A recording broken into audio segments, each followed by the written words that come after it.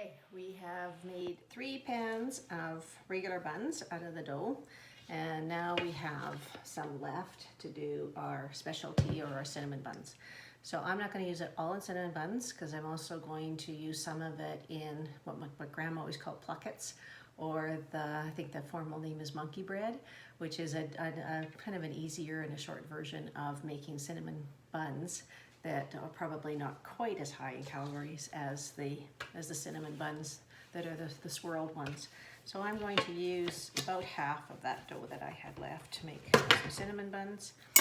And it's pretty sticky dough. And so yeah, I'm going to use about half of it. And so I've left some to make the monkey bread. So I floured the surface again of the counter, because this dough is pretty sticky. And I've got my rolling pin, got brown sugar, so you need some brown sugar. Raisins, of course, are always optional, but I like my raisins. And you need your butter. So whether you use margarine or you use butter, I'm using butter. And then, of course, cinnamon. Just forgot to get out of the cupboard. Let me find my cinnamon.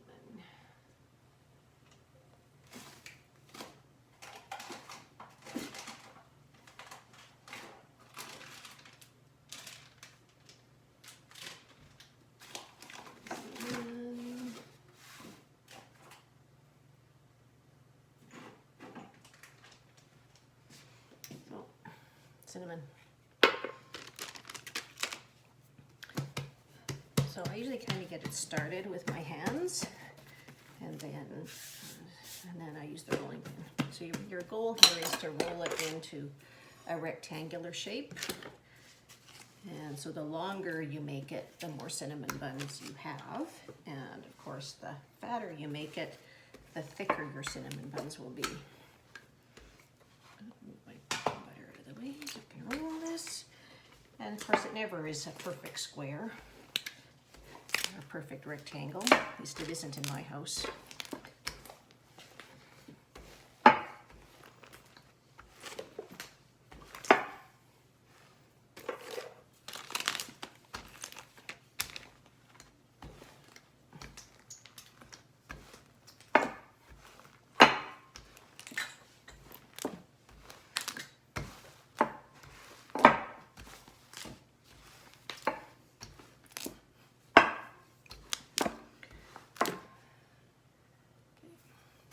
So that is rolled out, sort of the shape that I want it. And so we're going to start by putting the margarine on it. Now some people melt their margarine, I don't.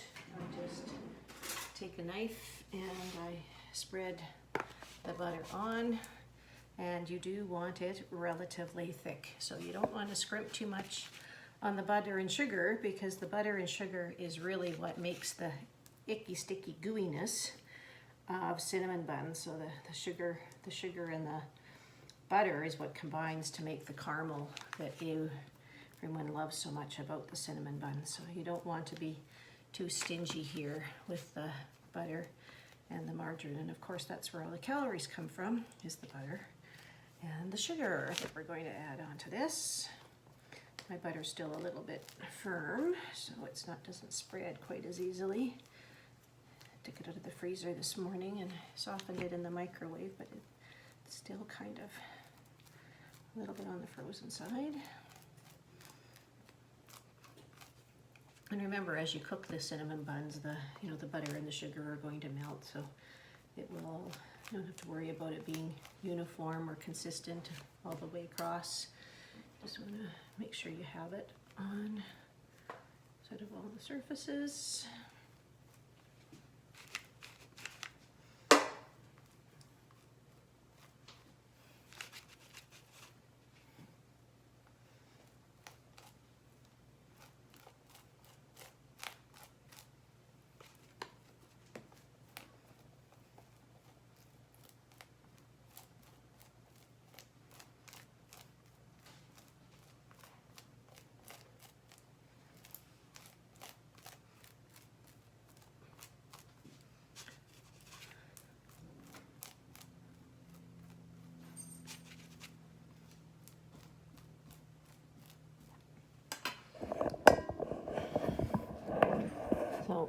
we've got butter all the way across that dough. So the next thing we're going to do is put the brown sugar on. I always keep my little brown sugar softener in it so that the sugar doesn't get too hard. So we don't really want any lumps in this. And we're just going to make sure that we've covered the surface with brown sugar.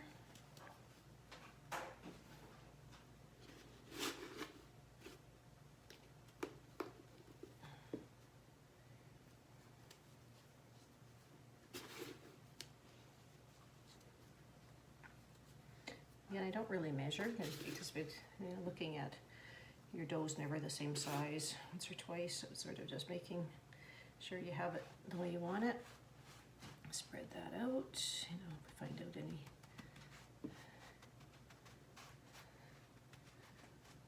any little lumps. We try to smash them. A few little lumps.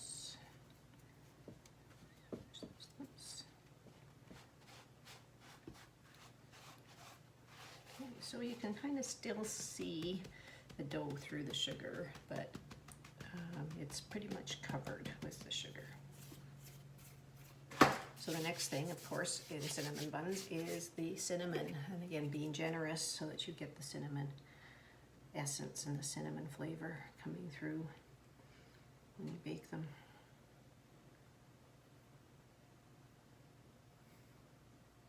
Don't worry if you forget the cinnamon. People will forgive you. They'll still eat them. I've done that every once in a while. Nobody even noticed. Forgot the cinnamon. So, and then raisins. So I put raisins in mine. Some people don't like raisins, so they don't put them in. And some people will put some nuts. So whether you put pecans or walnuts, things like that in it. And not too many. You can use currants if you didn't have raisins. And I push them in, primarily because when we roll it, they sort of then stay in the dough when we start rolling it, which we're going to do right away. Okay, so I use my 9x13 pan, and I just put some parchment paper in it.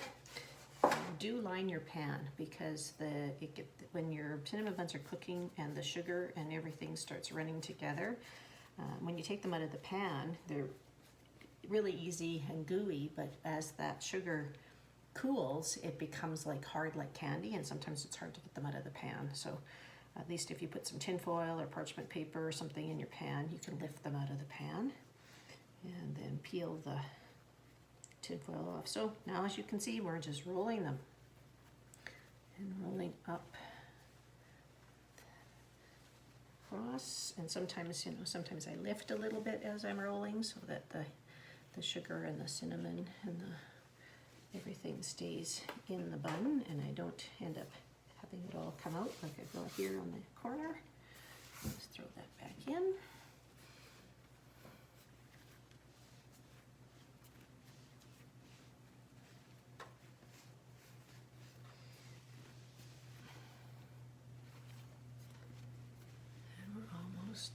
Done. When I get to the end, I just kind of pull it up the other way.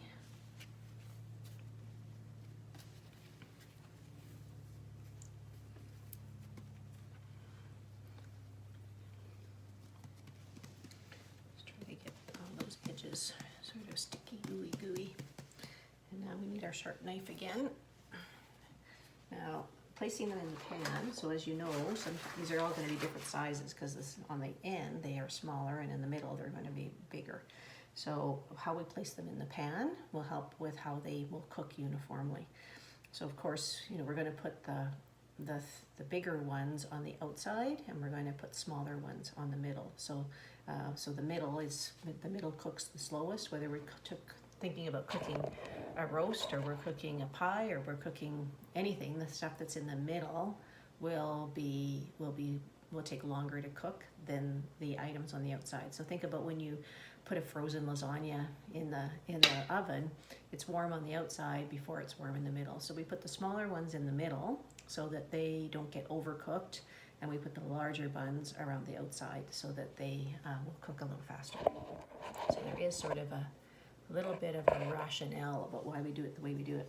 So I'm going to start by just cutting them off at the edge. And so these are, you know, they're about half a finger length, so they're not too overly thick at the time.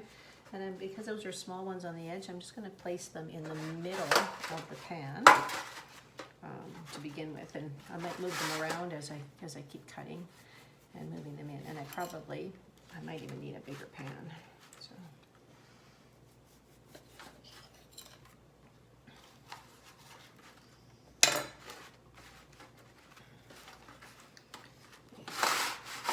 We're getting a little bit bigger, so now I'm going to start putting these ones on the outside.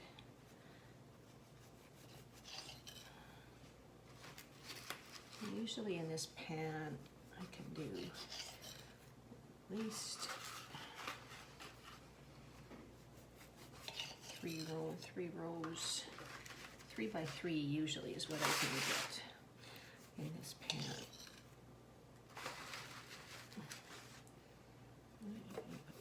Ones on the outside.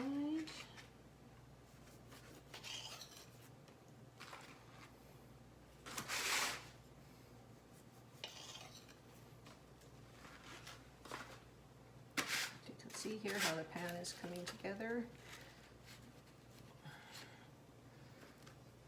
Now, the end of the roll, so we're getting into smaller ones again. So these smaller ones, I'm going to put them a little closer together. So I want to get all of these now in the one pan, and so they might be a little crowded.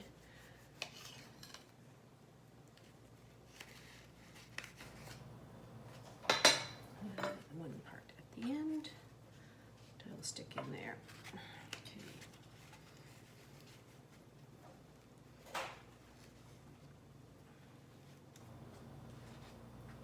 Around a little bit, and give them a little bit of room.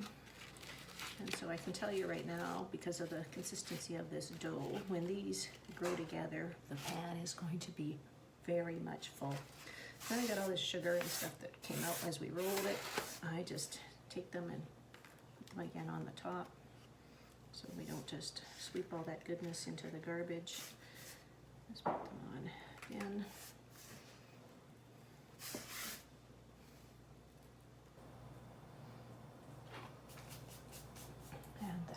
The cinnamon buns. Now, same thing, we're going to put a towel on them and let them rise for about an hour. And we're going to cook them in the order in which we made them.